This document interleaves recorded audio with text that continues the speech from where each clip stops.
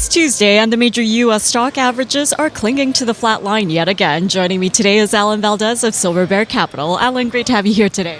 Thanks for having me.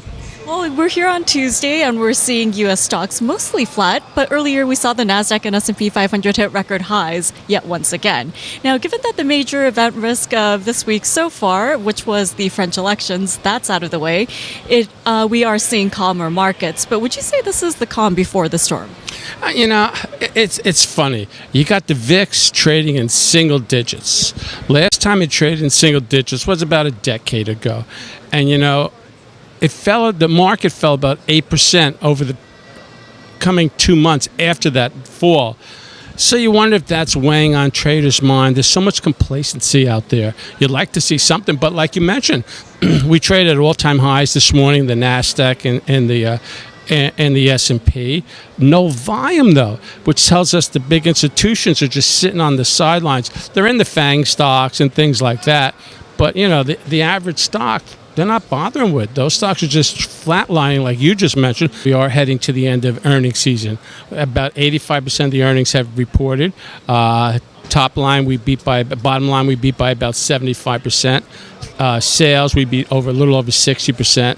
But now that's all coming to an end. So we may start to really flatline for the next few months. And I think that's kind of worrisome for traders down here, because if you don't get that momentum, these things could capitulate and you could see the market sell off.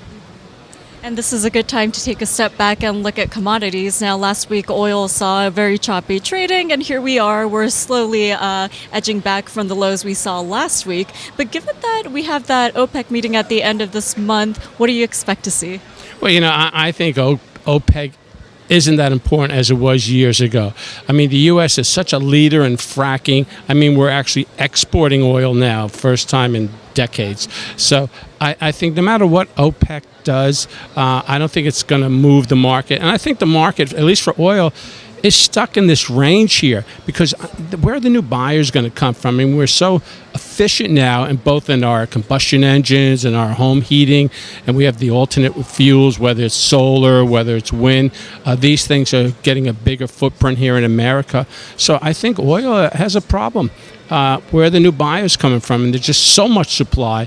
I don't see much of a run in oil, even though starting in 2 weeks we get summer here in America, basically Memorial Day, and normally that's drive time, but last year we never saw oil pop up during those drive time months.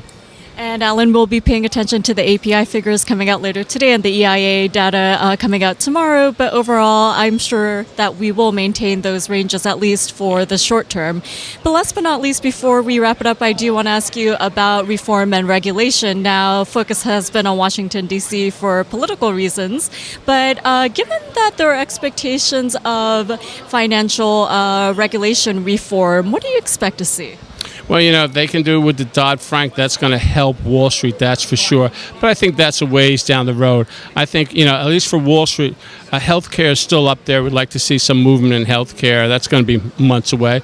But also taxes. That's the big enchilada for traders down here, is tax reform. Everything else pales compared to that, even healthcare, really. We want to, at least for Wall Street, we want to see tax reform.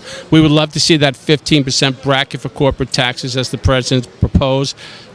No one's that optimistic, but if we get 20, even 22%, that's a win-win for Wall Street and for corporate America. Okay, Alan, as always, thank you so much for your analysis, and thanks for your insight. Thanks, Remy.